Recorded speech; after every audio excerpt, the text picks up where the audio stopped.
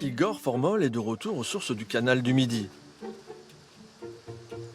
Le conservateur émérite parcourt le monde entier pour promouvoir cet ouvrage d'art, construit sous le règne de Louis XIV par Pierre-Paul Riquet. Je suis détaché de mission au service patrimoine. Je suis membre honoraire des Amis de Pierre-Paul Riquet, ancien directeur de la Bibliothèque des Amoureux du Canal. Je suis en outre farfelulologue, anecdotologue et jeu de motologue diplômé de l'université Raymond DeVos. Spécialiste en histoire d'eau, Igor Formol a rendez-vous avec un groupe de touristes. N'oubliez pas, flexion, réflexion.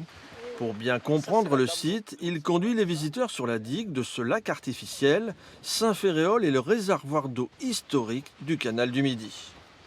Le vent d'autant, merci beaucoup, jeune homme. Ou autant de vent.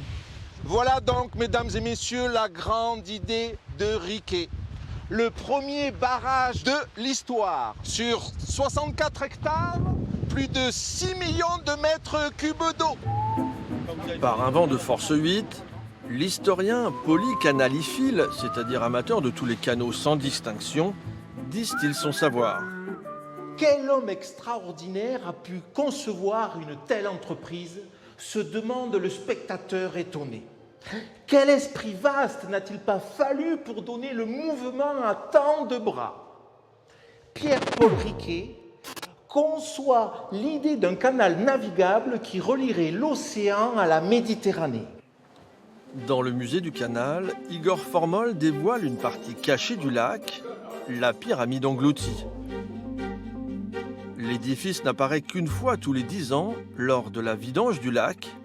Le conservateur, bien conservé, travaille en étroite relation avec la directrice du lieu. Ce qui fait la magie de ce lac pour moi, c'est déjà sa longévité et le fait qu'effectivement on soit quand même devant l'un des ouvrages les plus importants du XVIIe siècle. Et puis il y a le site qui est resté lui-même aussi extrêmement protégé. On a à la fois la qualité paysagère qui a été conservée et les deux font qu'effectivement on est sur un site magnifique. C'est depuis la surface des flots que le lac prend toute sa mesure. Igor Formol l'a bien compris. Lui qui ne rate jamais une occasion d'aller canoter sur le grand site aquatique.